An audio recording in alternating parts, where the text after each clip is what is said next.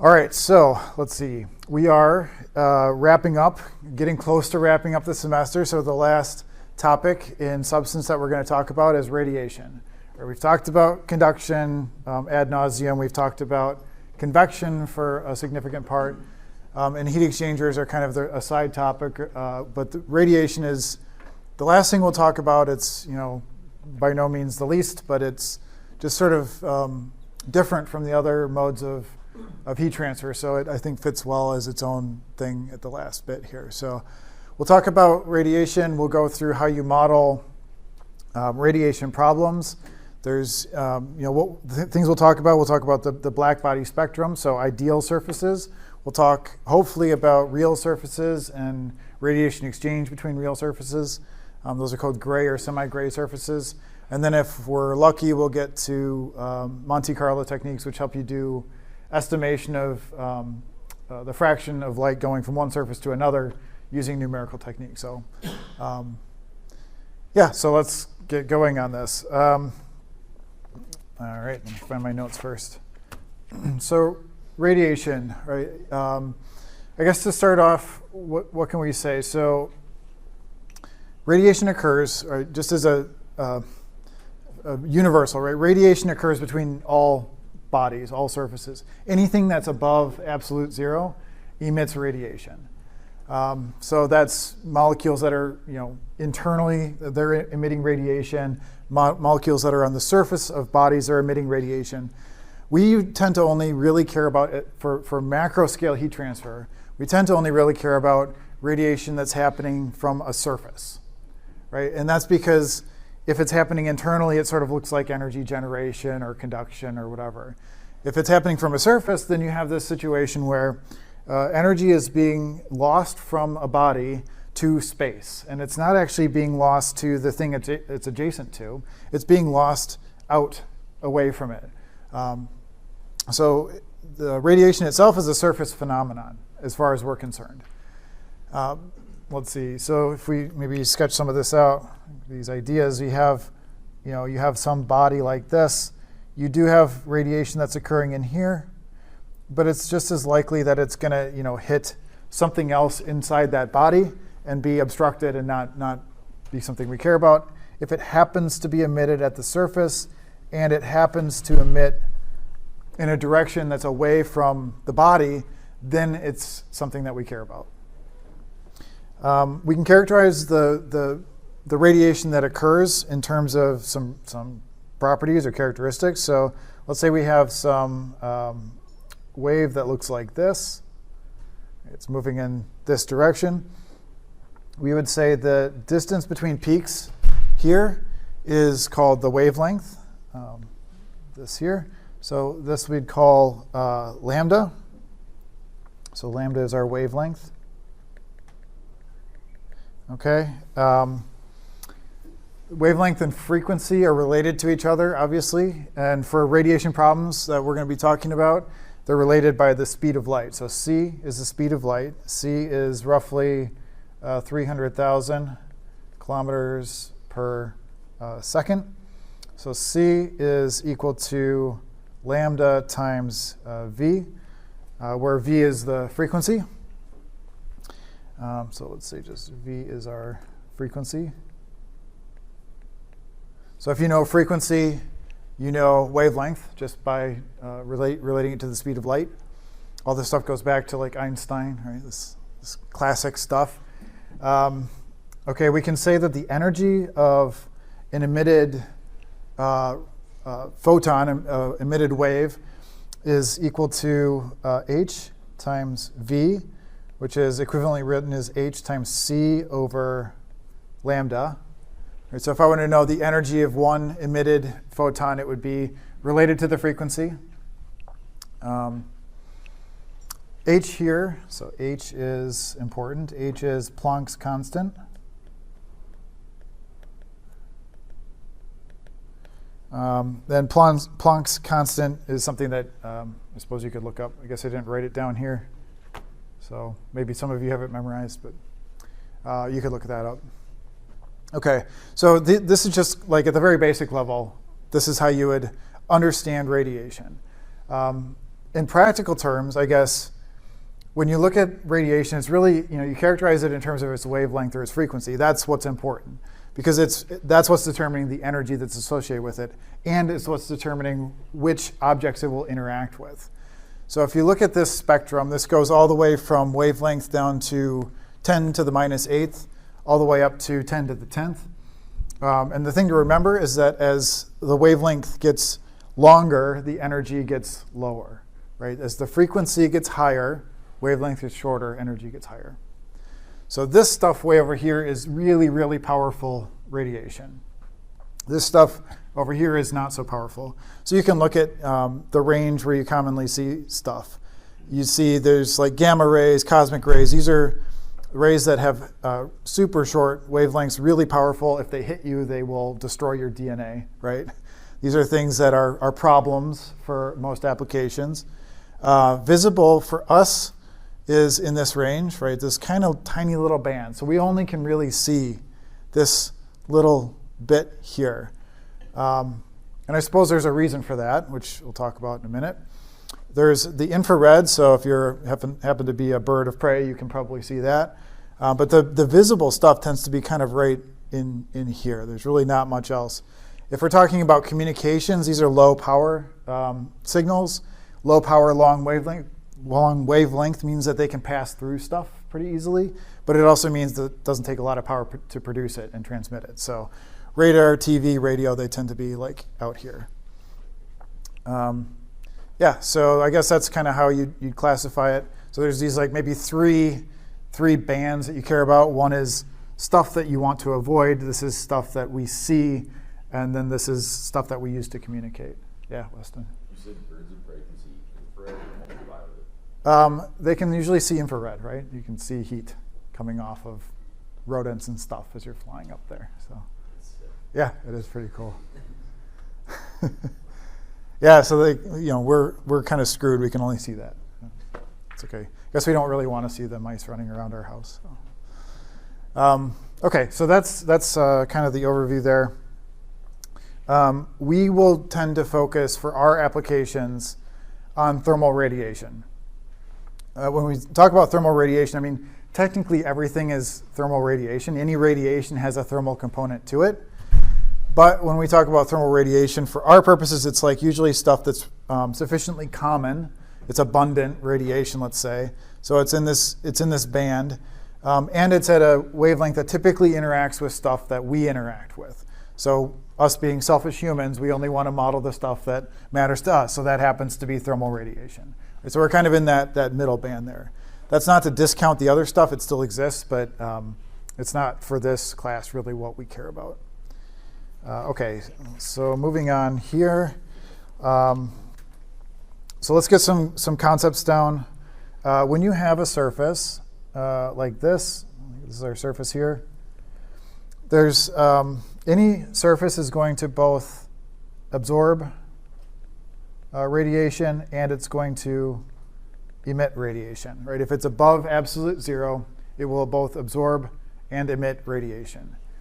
When we talk about the emissive nature of a given surface, the way or the intensity of light that's emitted is governed by something called Planck's law. So it's a kind of weird equation. It's got some interesting history. But Planck's law says the following. It says E B lambda, so I'll tell you what these things are. E B lambda is equal to some constant C1 divided by lambda to the 5th times exponent of C2, another constant, over lambda times T minus 1. So that's Planck's law. I guess the interesting history is like who in their right mind would ever come up with this equation, right? Well, it took like a series of scientists to iterate around and figure out what this all was, but eventually they got to this realization that the emissive power, E, for a black body, this is an ideal surface, a perfectly black surface, EB, at a given wavelength is equal to some empirical constant over lambda to the fifth exponential some other empirical constant, lambda times t minus 1.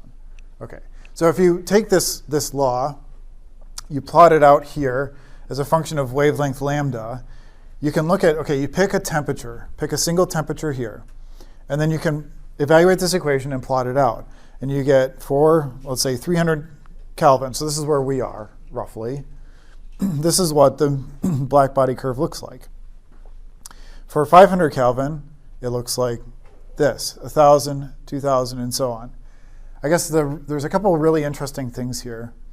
One is that as you increase or decrease temperature, the peak emission will change, right? The peak wavelength, let's say the peak radiation emitted at a given wavelength will change. So for us, let's say like 10 microns is about what we're emitting. As you go up and up and up, you start going down to shorter and shorter wavelengths. Like that makes sense. So this whole curve sort of shifts with temperature. The other really interesting thing is this scale, right? This is the log scale.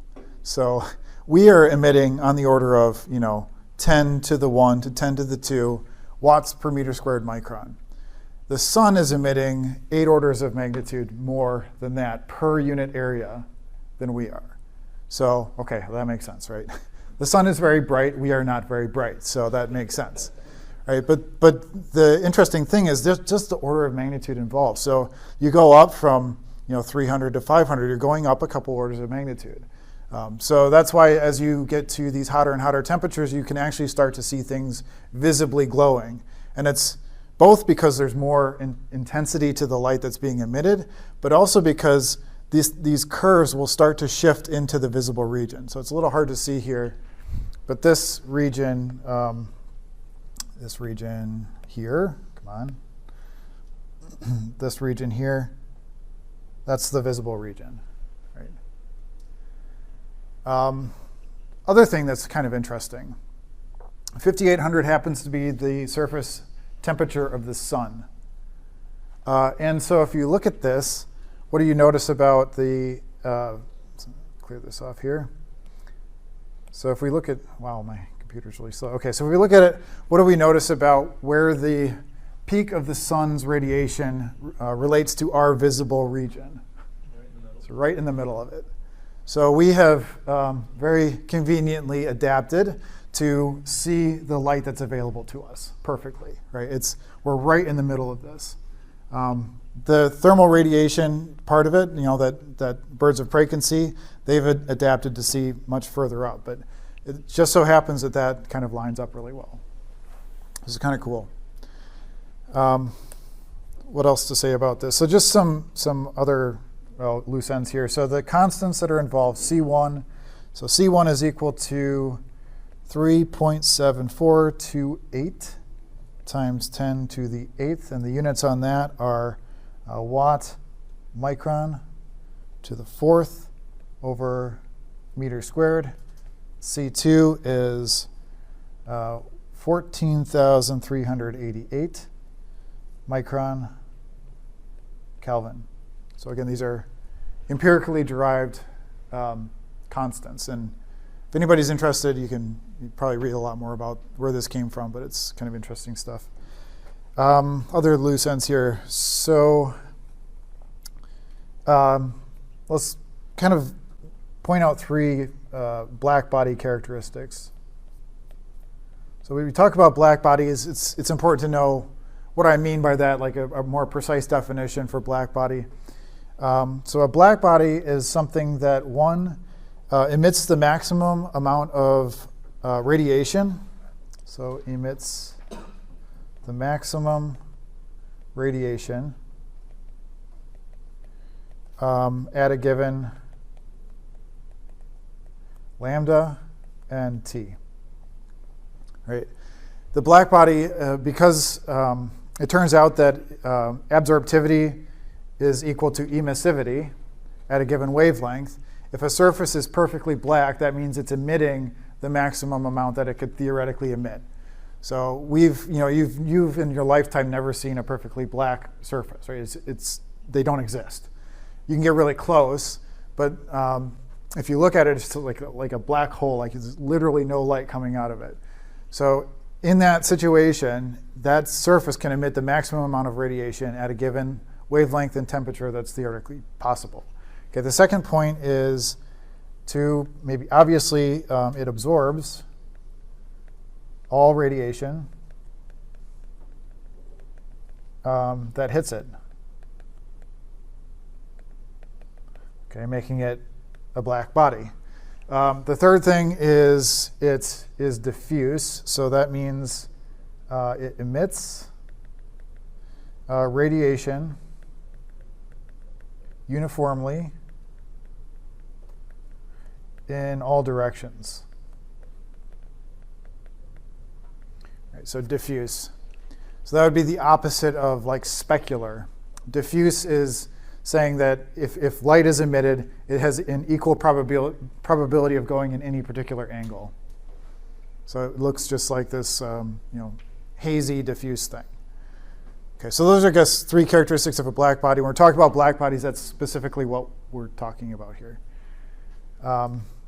Okay, last thing on this slide that's really interesting, and I didn't quite highlight very well. I want to show you this curve here. So this curve here, if we were to go back to our plot here and connect the maximum point, where the wavelength at the maximum radiation point for every single temperature, it turns out that that falls on a constant logarithmic line. Okay, so that is given by something called Wien's law. Where do I do this? Let's say over here. So Wien's law. And Wien's law says that you can basically relate the product of the wavelength and the temperature. I guess I've got it up here. The product of the wavelength and temperature is equal to a constant. All right. I know the temperature and I want to know the maximum wavelength, right? I just plug in the temperature, divide by here, and that gives me the maximum wavelength. So that's actually like a pretty remarkable law. If you really think about it too long, you might find yourself like going in circles.